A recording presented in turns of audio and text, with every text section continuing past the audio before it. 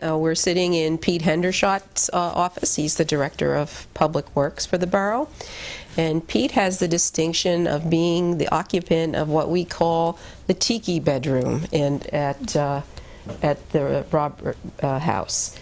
This house, as we've seen, keeps repeating all these Gothic and Moorish designs throughout the whole house. This room has very little of that except for the doorways that open on the hall.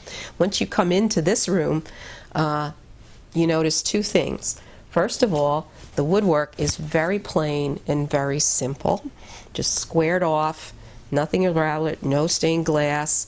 The woodwork under the windows is very simple compared to the beautiful Moorish arches in the other areas of the house. And then there is this fireplace, which looks like it might be made of bamboo. It's totally different than anything else in the house. It has none of the Gothic motifs, obviously, anywhere. It shares with the room opposite us, which we said was Mrs. Lance's room, the two columns in the fireplace. So it sort of repeats that idea. But this bamboo jungle look is, very, very different.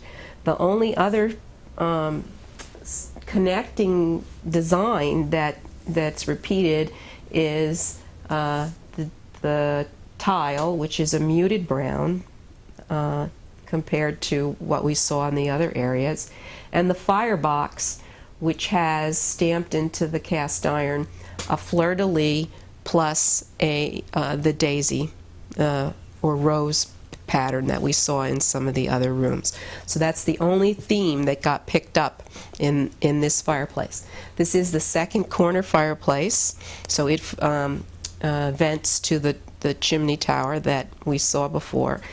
And it's just a very, very different and unexpected style.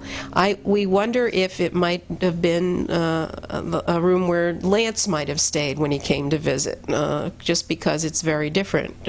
What do you think, Jessie? I think you can speculate all you want and nobody can prove you wrong. It clearly was a bedroom because it did have a connecting private little water closet off to the side, as we saw before. But who stayed in it and why it would have been given this very different pattern is just an interesting question that we may